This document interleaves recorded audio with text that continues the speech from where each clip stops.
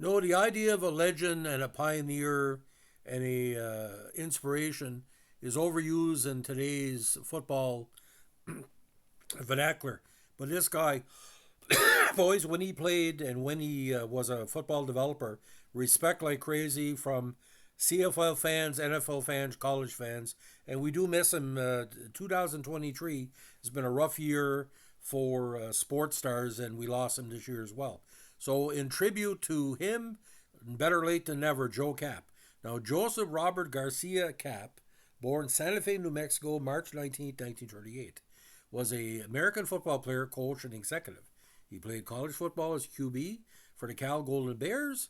He also played professional in the CFL with the Stampeders and the BC Lions, and then the NFL with the Vikings and the Boston Patriots. With Minnesota, he led them to a victory in a 69 NFL title game, the only league championship in team history. Kapp returned to his alma mater as head coach of the Golden Bears from 82 to 86. He was the GM and president of the BC Lions in 1990. Now, Kapp is a member of the Canadian Football Hall of Fame, the BC Sports Hall of Fame, the BC Lions Hall of Fame, the College Football Hall of Fame, and the University of California Athletic Hall of Fame. Now, his number 22 jersey is one of 8 numbers retired by the Lions. In November 2006, he was voted to the honor roll of the CFL's top 50 players of the league's modern era by TSN. Sports Illustrated once called him the toughest Chicano. A lot of people call him Chief. But get this, he's the only player to play quarterback in the Super Bowl, Rose Bowl, and the Grey Cup. Now, born in Santa Fe, Kapp's mother, Florence Garcia, was of Mexican-American heritage. His father was German. He was raised in California, San Fernando Valley, and Salinas, where he played quarterback for the Hart High School in the beautiful community of Newhall, now a part of Santa Clarita. Now, Kapp played college football at University of California, Berkeley, where he led the Cal Golden Bears to a Pacific Coast Conference title in '58 and the Rose Bowl, where he lost to longtime rivals Ohio.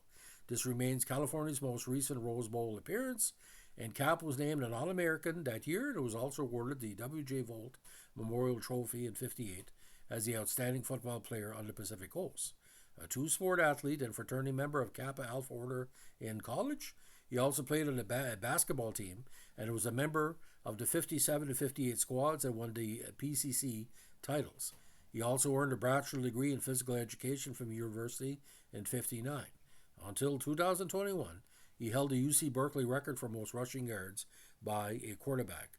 This was broken by Chase Garbers. Now, 6'2", 215, again, strong guy. Drafted in the NFL draft, round 18, the 209 pick. The Redskins took him, now the Commanders, giving them his rights to play professional football in the States. After the draft, Washington did not contact him, so his only choice would accept the offer from Jim Finks, the GM of the Calgary Stampeders of the CFL. Now, when he joined Calgary for his rookie season '59, the following year he led Calgary to their first playoff appearance in several years. The season was a difficult one because he injured his knee against the Argos early in the season, but did not miss any games because he played heavily taped. At '61, the Lions, then the CFL's newest franchise, traded 4 starting players to the Stampeders for Kapp. The move paid off for the Lions when Kapp led the team to a Grey Cup appearance in '63. The following campaign, he led the Lions to their first Grey Cup victory in 1964. However, the Lions proved unable to defend their title in the '65 campaign. By that time, Kapp had proven he was an elite quarterback and also developed a reputation of being a tough player and a great leader. While most QBs dislike being hit, Kapp was the opposite. He loved to hit, and when he took off in a run, he tried to run over defenders. Now, before the '67 CFL season, he made the decision to return to States to play pro football. The AFL's Raiders, Chargers, and Oilers heavily pursued him.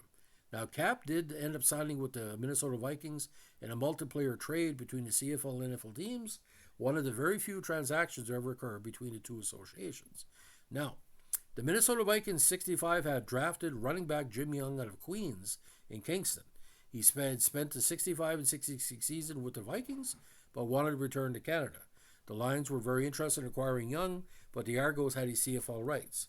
The Minnesota general manager, ironically, was Jim Finks, who had brought Kapp to Canada in '59, and their head coach was Bud Grant, who had faced Kapp while coaching the Blue Bombers.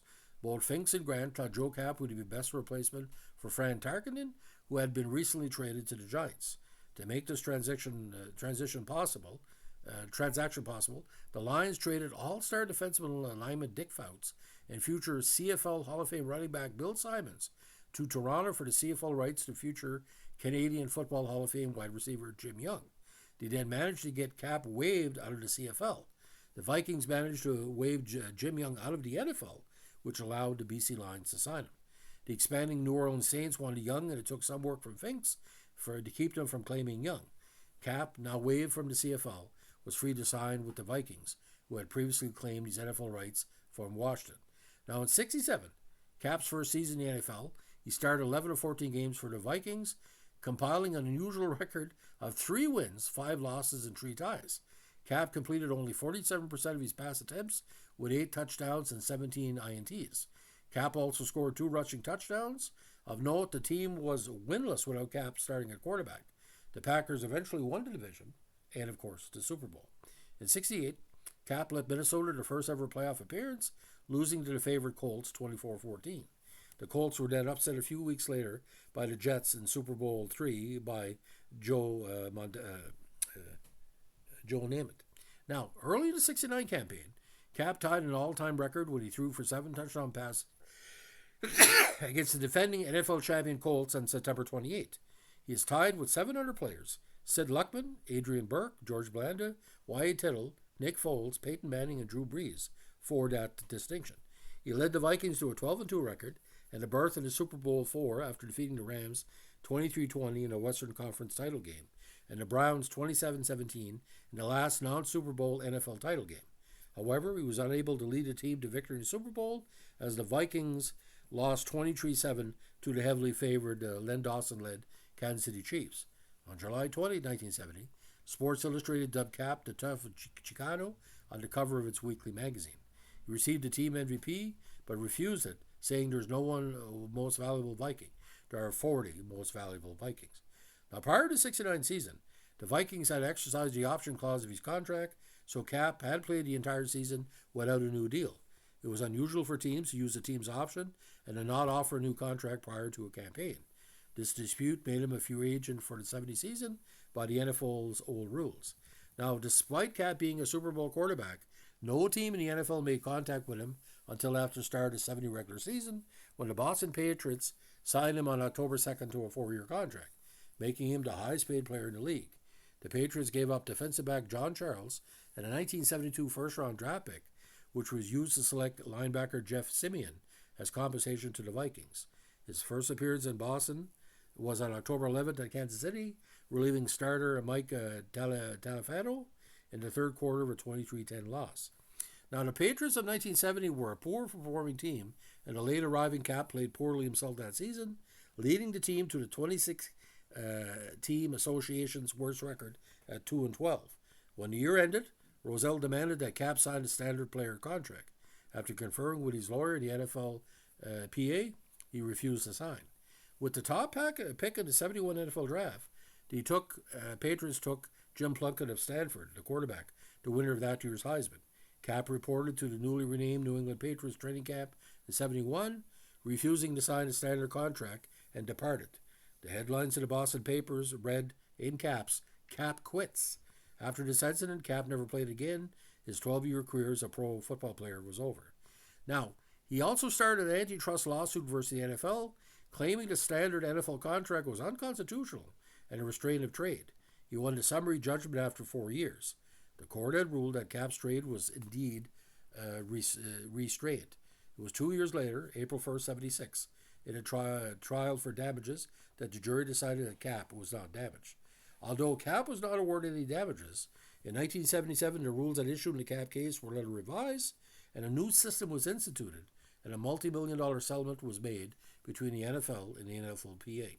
Now, ironically, after his football career ended, he started in the acting genre. In the '70s and early '80s, he appeared in numerous TV programs as well as theatrical films. In most cases, the character roles were minor. Programs included Ironside, The $6 Million Man, Adam 12, Emergency, Policewoman, Captains and the Kings, and Medical Center. Movies included Climbing Angry Mountain, the world's greatest athlete, the youngest yard, of course, with Burt Reynolds, break-heart pass, a 2-minute warning, smash up on Interstate 5, Semi-Tough, another football movie, The Frisco Kid, and of course, Offsides, Pigs versus Freaks in 1984. Now, in 82, Kapp was hired as a head football coach at the University of Cal Berkeley. He had never coached before.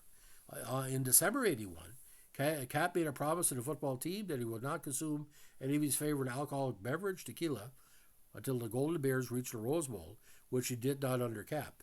Indeed, as of 2022, the Bears have yet to return to the Rose Bowl. They were Pac-10 co-champs in 2006, but a loss to USC sent them to Holly Bowl instead. In a 94 interview, Kapp stated that he had been resorted to drinking rum instead. Kapp had several philosophies while coaching at Cal. He called his special teams the Special Forces. He told his players to play 100% for 60 minutes. He also wanted the players to have fun. On Sundays, he would have his players play a game of garbage, described as a mix of basketball and football, where the only objective is to pass the ball downfield. There are no football rules, such as offsides or forward passes. Now, his first year as head coach, he improved from 2-9 the year before to 7-4, and he was voted the Pac-10 Conference Coach of the Year. The 82 season concluded with the famous 5 lateral kickoff return by Cal to score the winning touchdown on the final play of the big game against the John Elway-led arch-rival Stanford. Now, during the 86 season, the Bears lost to Boston College, defeated Washington State, and lost to San Jose State. Following an embarrassing 50-18 loss to Washington on October 4th, he expressed frustration by unzipping his pants in front of the Seattle media. He was notified he would be released after the big game played in Berkeley. The Bears responded to the student section's pregame chants of win one for the zipper by beating the Gator Bowl-bound number 16 Cardinal 17-11, which gave Kapp a 3-2 record in the big game. He was carried off the field by his players amid chanting from the student section, "We want Kapp," echoing a cheer from his playing days with the Boston Patriots. Now, the Lions made a big choice soon after in an effort to recapture their past glory. The BC Lions of the CFL hired Kapp as the team's new GM in 1990. Kapp's tenure was marked by the tendency to recruit ex-NFL players such as Mark Gastineau, the former Jets enforcer whose best football days had passed. Kapp was fired 11 games into the Lions' schedule. His most valuable legacy was the signing of quarterback Doug Flutie, who had blossomed into a superstar in the CFL during the 1980s, of course, mostly with the Argos. Now, ironically, in 1992, he was named the head coach of the Arena Football League's LA Wings, but the franchise never came into existence in LA and moved to Sacramento as the aptly named The Attack. The franchise went 4-6 under Kapp, losing the first round of the playoffs to the Detroit Drive. After the season, the franchise moved to Miami. Now, Kapp lived in Los Gatos, California, and made himself available as a guest speaker for numerous events. He had a beautiful wife, 4 children, and 4 grandchildren. He was one of the owners as well of Kapp's Pizza Bar and Grill in Mountain View, California, which contained memorabilia from his career, but closed in 2015. His son Will followed the footsteps as a fullback at UC Berkeley. In 2015, also, grandson Frank Kapp continued the college football tradition as a freshman tight end with the Golden Bears. Now, ironically, in recent years, this came to light, and it was talked about by Steve Young and many media members. His old rival, Angela Moscow from the Hamilton Tiger Cats, came to blows at a 2011 Canadian Football League alumni luncheon. The source of the bad blood between Kapp and Moscow was a hit Moscow made on Kapp's teammate Willie Fleming some 48 years ago in the 1963 Grey Cup game. The hit, which Kapp said many others considered dirty, forced Fleming out of the game. Moscow's Tiger Cats defeated Kapp's Lions 21-10 for the 60G championship. And you can see the video of the hit and the video of the fight, and in the words of Steve Young, pow, Angelo Mosca, tough nut, former wrestler as well. So Kapp and Mosca were two of the, I would say, the same ring. Now, in February 2016, the San Jose Mercury News reported that Kapp, unfortunately, was suffering from long-time Alzheimer's disease. He eventually died from complication disease at a care facility some 7 years later, on May 8, 2023, at age 85. Now, as a head coach, he went 7-4 with California in 82, 5-5-1 in 83, 2-9 in 84, 4-7 in 85, and 2-9 in 86. So 20, 34, and 1 with 12, 31 in the conference. Now, BC Lions, quite a legacy. He really gave the foundation of the beautiful BC Lions teams of the 70s and 80s. Marvin Fernandez, Jim Young as well, great player. BC has always been a popular team in the league, especially when Flutie got there. But an AFL stalwart. But I've never seen so much punishment taken by a player in that Super Bowl against Kansas City in 1970. If you look at the tape, I mean, it's just amazing how tough this guy was. So I grew up as a fan of CFL, knowing about Joe Kapp and Bud Grant and Cookie Gilchrist and all these great players going to the NFL camp. And I'm honored to say that he made the CFL a better league. He made the NFL a better league. He is the foundation of all the great Vikings team that when Frank Tarkenton come back. He put the Vikings on the map, especially in North America, because people became fans of the Vikings because, hey, that's the Chiefs team, Joe Kapp. I really do miss him because I saw an interview with him, very cerebral guy. The announcer asked him, he said, what does it take to be a football player?